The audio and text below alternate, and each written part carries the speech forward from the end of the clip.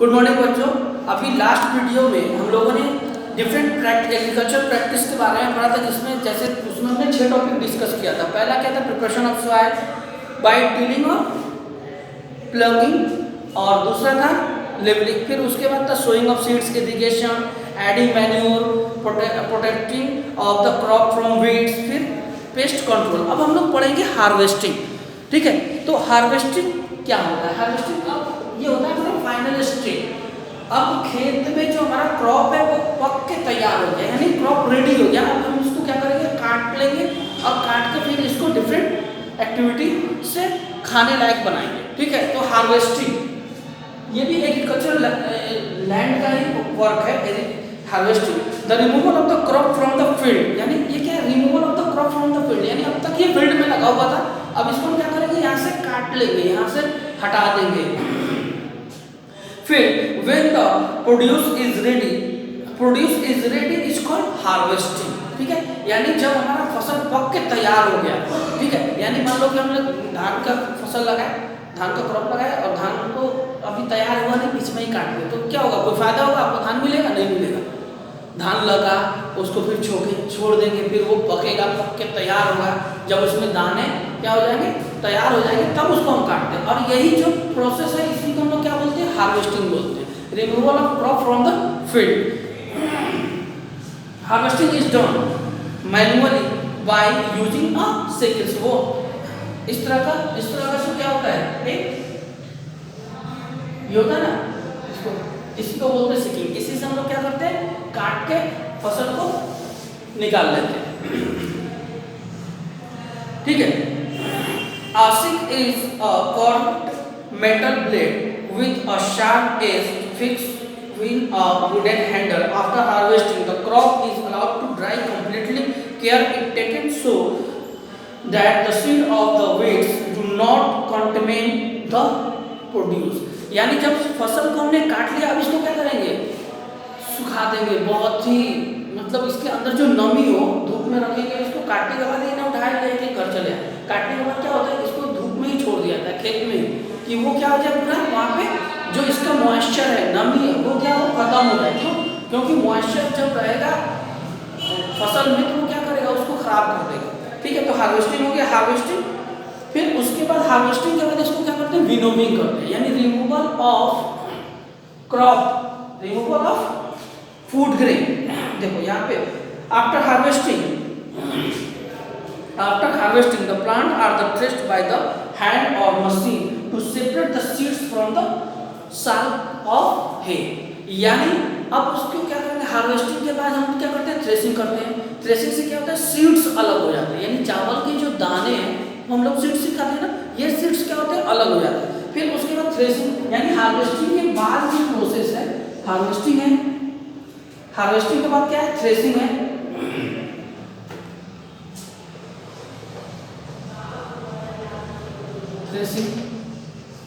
Threshing है। उसके बाद क्या है?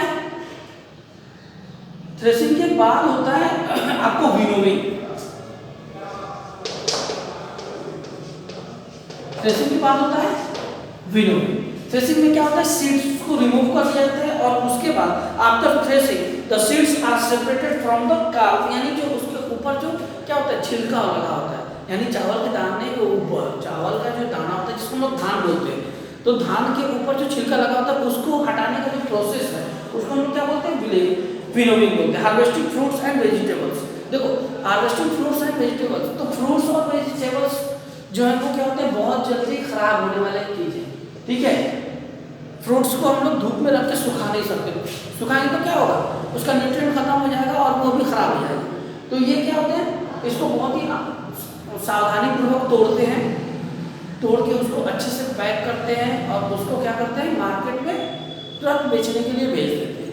ठीक है, तो फ्रूट्स और वेजिटेबल का जो हार्वेस्टिंग है, वो क्रॉप्स के हार्वेस्टिंग से, फूड ग्रेड क्रॉप्स के हार्वेस्टिंग से क्या है? थोड़ा अलग है। ठीक है, अब आते हैं नेक्स्ट स्टेप, यानी फाइनल स्टेप जो है हार्वेस्टिंग के बाद क्या होता है? स्टोरेज। ठीक है,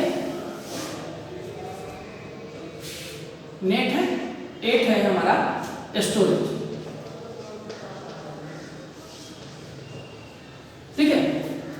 स्टोरेज ऑफ एग्रीकल्चर प्रोडक्ट्स या प्रोड्यूस। देखो प्रोड्यूस तो उसे बोलते हैं जो क्रॉप पक के तैयार हो जाता है और जो हमको फाइनल प्रोडक्ट मिलता है उसी को हम क्या बोलते हैं, प्रोड्यूस बोलते हैं। ठीक है, तो जो इसका स्टोरेज है तो सबसे पहले तो इसको क्या करना है, सुखा देना, यानी जो मॉइस्चर है उसको रिमूव कर देना है। इसको धूप में रख के मॉइस्चर को रिमूव करेंगे और फिर हमारा जो स्टोरेज शुरू होगा तो पहला होता है कोल्ड स्टोरेज। ठीक है, तो कोल्ड स्टोरेज जो है वो रिक्वायर्ड होता है वेजिटेबल्स के लिए और फ्रूट्स के लिए। ठीक है, वेजिटेबल्स और फ्रूट्स जो है उनको स्टोर करने के लिए हमको कोल्ड स्टोरेज की जरूरत पड़ती है। ठीक है, कोल्ड स्टोरेज यानी वो जगह जहाँ पे टेम्परेचर क्या हो, बहुत कम हो, मॉडरेट टेम्परेचर में रखा जाए और जिससे क्या हो कि फ्रूट्स और वेजिटेबल्स खराब ना हो। फिर उसके बाद होता है ड्राई स्टोरेज। तो फूड ग्रेन्स जितने हैं इसको हम लोग ड्राई स्टोरेज करते हैं। ठीक है, फूड ग्रेन्स जितने dry storage.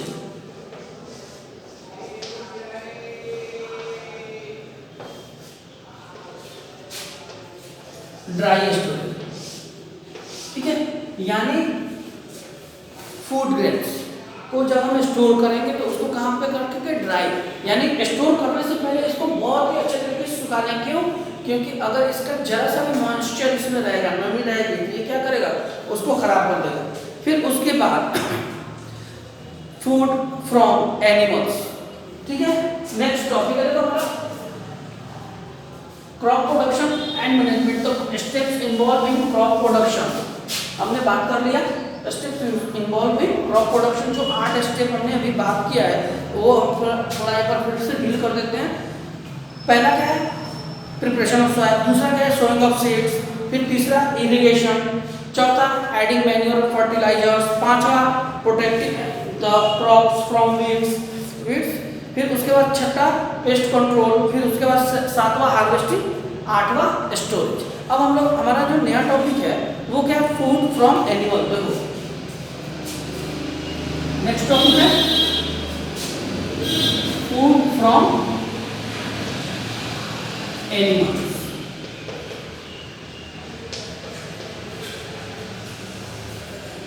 Food from animals. तो देखो फूड फ्रॉम एनिमल, तो जो एनिमल हमको क्या करते हैं, फूड देते हैं, उसमें कौन कौन सा है, काऊ है, गोट है, बुफेलो है, काऊ, गॉट, हैन, फिश। ठीक है, काऊ, गॉट, बुफेलो हमको क्या देते हैं, मिल्क।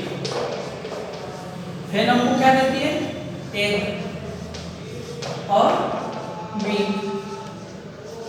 ठीक है, देखो मिल्क, पहला हम लोग बात करते हैं milk. Our country has the largest population of cattle. Milk is mainly obtained from the cow and buffalo. Goat, sheep, yak and camel milk is also used as food. ठीक है, तो ये मिल्क जो है वो क्या है, फूड फ्रॉम एनिमल है। और कौन कौन से जानवर देते हैं, गाय, भैंस, ऊंट, बकरी। ठीक है, ये सब हमको दूध देते हैं। और इसके दूध से जो अदर प्रोडक्ट्स बनाए जाते हैं, जैसे हो गया butter, ghee, cheese, these are called dairy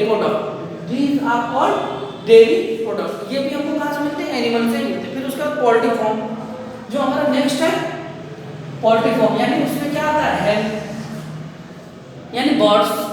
ठीक है, ये हमको क्या देते हैं, एग देते हैं और मीट देते हैं। चलो, the rearing of the birds such as chickens, ducks, quails, turkeys and guinea fowls for egg and meat is known as poultry farm. ठीक है, यानी rearing of hen, ducks or other birds for egg and meat is called poultry farm. ठीक है,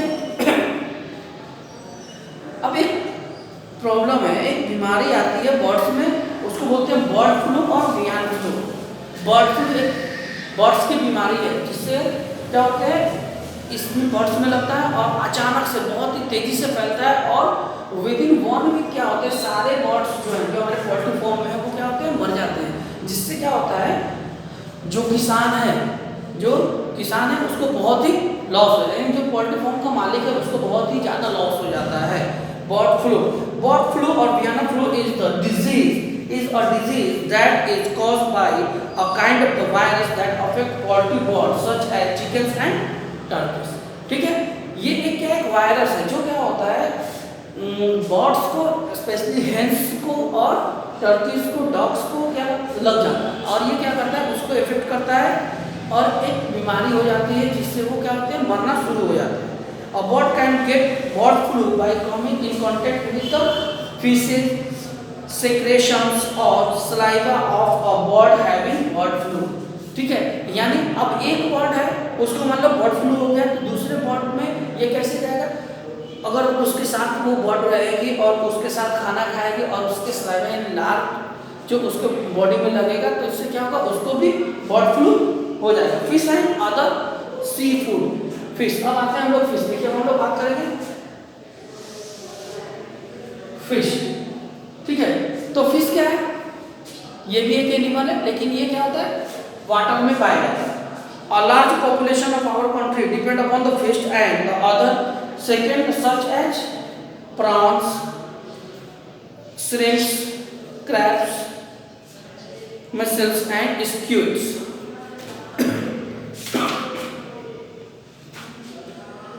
Rearing of fish artificially in tank and ponds is known as pisciculture।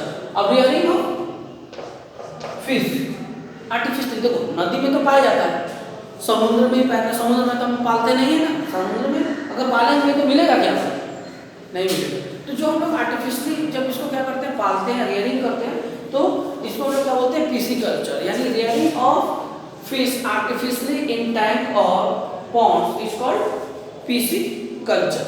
तो इसको specially किसके लिए पालते हैं हम लोग, मीट के लिए, इसको हम लोग मीट के लिए पालते हैं और ये क्या होता है सी प्रोडक्ट में काउंट होता है। फिर उसके बाद आता है हनी।